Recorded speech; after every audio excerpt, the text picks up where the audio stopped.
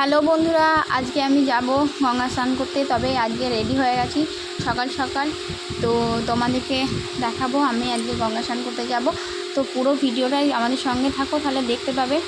চলো, এ দেখো আমরা রাস্তায় চলে এসেছি, বেরিয়ে পড়েছি ঘর থেকে। তো যাচ্ছি, এদিকে ওইটা নদী পেরিয়ে যেতে হয়। তো এত সুন্দর সকালটা ছিল যে খুবই ভালো লেগেছে, তো সেই জন্য তুলেছি সবটাই। এদিকে কাটোয়া ঢুকে পড়েছি, কাটোয়া চলে এসেছি আমরা গঙ্গা স্নান করতে। এটা স্টেশন, দেখো। তো স্টেশনটা পেরিয়ে যাওয়ার পরে কিছুটা দূরেই আর এখানে দাঁড়িয়েছিলাম এখানে একটু। তো এখানে আমার অবস্থা দেখো, একদমই খারাপ হয়ে গেছে অবস্থা, চুলের অবস্থা 12টা বেজে গেছে।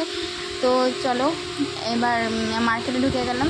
মার্কেটে থেকে এদিকে কাটোয়া বাজার এরা। তো গৌড়ঘাটে চান করবো আমরা, এখানে তো তোমার চলে এসেছি।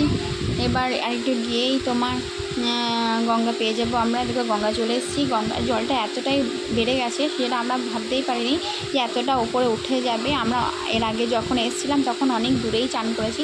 তো এখন খুব সুবিধা হয়েছে, যা কারণ সিঁড়িগুলো ছিল তোমার। তারপরে এদিকে বেরিয়ে পড়লাম, খাওয়া দাওয়া করে বেরিয়ে পড়লাম বাড়ি আসার জন্য। তো বাড়ির রাস্তায় দেখো, এটা হচ্ছে আমার বাবার বাড়ি যাওয়ার জন্য, এটা শ্বশুরবাড়ি যাওয়ার জন্য। তো শ্বশুরবাড়ির রাস্তাতে চলে এলাম, যেহেতু শ্বশুরবাড়ি যাবো বলে। তো এখানে রাস্তাতে প্রচুর রকমের ধরনের ফুল ছিল, তো খুব ভালো লেগেছে বলে এগুলো দেখলাম। তারপর আমাকে দেখলাম যে আয়নার মধ্যে মুখটা পুরোটাই অন্যরকম লাগছে, তো সেই জন্য একটু ছবি একটু সেলফি সব তুলে নিলাম। তো দেখো এখানে কাশফুলের একটু ছবি তুলেছি। তো তোমরা প্লিজ একটু যে যেখান থেকে দেখছো, প্লিজ একটা লাইক সাবস্ক্রাইব করে দিও। যারা নতুন আছে তারা প্লিজ আমার সঙ্গে আমাকে একটু সাপোর্ট করো। আমাকে কেমন লাগছে সেটা কমেন্টে জানিও। চলো টাটা, বাই বাই।